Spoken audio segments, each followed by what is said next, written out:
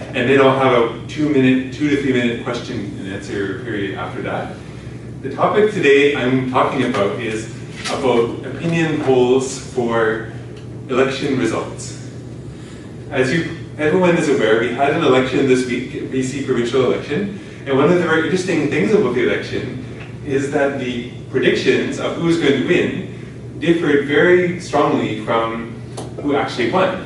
The polls were predicting that the NDP were 5 to 6%, or no, 6 to 9% ahead of the Liberals. And then after the election results, we found out that the Liberals had around a 5% lead on the NDP.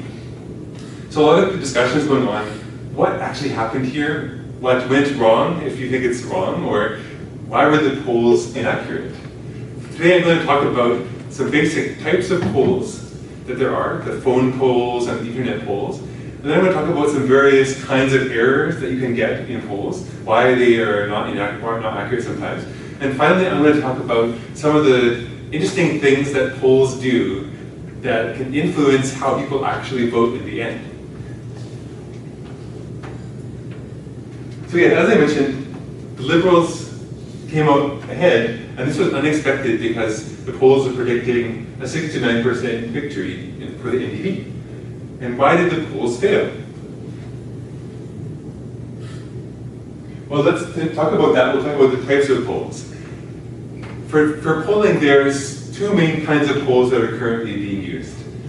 In the most recent polls that you'll see, the Angus Reid and the Ipsos and those other ones, they're all done online. Traditionally, polls were done on the phone. Actually, the first ever polls were done by mail. Before we had telephones, they sent out little cards to a million people and had them mail back their polls. So things took a lot longer back then. It would take like a few months for the poll results to come in. And then when they came up with the telephone polls, and everyone had, well, telephone polls is funny because that's a different thing. On the street you have telephone polls. But telephone survey polls is a different thing. Telephone polls were very accurate because after, I guess, the 1900s, 1950s, everyone started having a home phone at home. And they were willing to answer it because it was sort of a novelty, like, oh, look, someone's calling, I'll talk to them.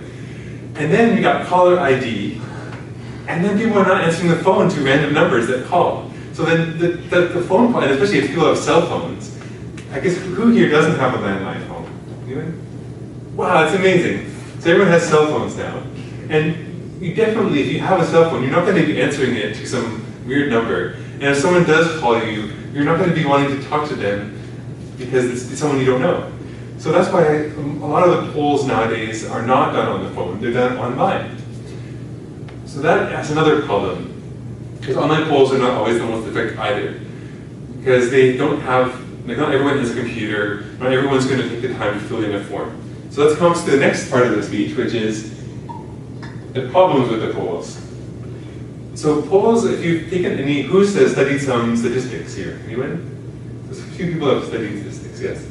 Statistics is, you'll deal with, statistics is not an exact science. You don't deal with like, something is either going to happen or it's not. It's always a probability. And the probability will give you a margin of error, and usually like 24 times out of 25 or 9 times out of 10, this will happen. But the problem with the statistics is that if the group that you're sampling is not representative of the actual final population who are going to be voting, then your statistics can be inaccurate. And the problem with polling is that because it's voluntary, and because they don't quite know if they're getting the right numbers of people, they're always adjusting the polls at the end to try to make it what they think it is. So there's a bit of magic involved. And then the thing with non-response bias, that is the bias that you get. Some people who are more likely to answer the polls and some are probably different from the people who don't want to answer. So this shy Tory factor is something that people who are more conservative are less likely to want to talk to you on the phone or on the internet for the polls. So the polls might skew towards being more left-wing results. There's also the problem of people changing their mind at the last minute. So I actually ran out of time for talking about how polls can influence people. But have a look at this. If you saw the Metro, you've seen that the Liberals paid for a front page ad to advertise the poll result. And they obviously did this because they thought it could influence people's voting results. So now I'd like to open it up for a few questions. Anyone have any questions or discussions about polls and questions? Yes? Geoff, what's the future of polling? What is the future of polling? Yeah, I like that question. I think it's going to be going more online as well, but they have to improve the methodologies they use to make it more accurate. We can't have, currently polls have gotten less accurate because of the decline of the phone polls, which were very accurate, and I think they have to work on better scientific methods to do online polls that are more accurate. Is there an archive for polls online, and if so, they call it a poll vault? Yes, I think so, definitely. There's also pole dancing. It's when the posters. So there you go, there you go. Yes. I have a question for the online polling. So how does that prevent from, say, some certain person they will keep putting their votes in, so they will actually, the favorite party will actually have a higher estimation in the polling? Did that? Yeah. So the question was about the online polls. What if some people want to just vote over and over again? Would that skew the result? Well, there's different kinds of polls. The online polls that are used for politics, they generally target specific people, so they already know a certain number of people's emails, and they'll reach out to those people. And those people are given a special code so they can only vote once.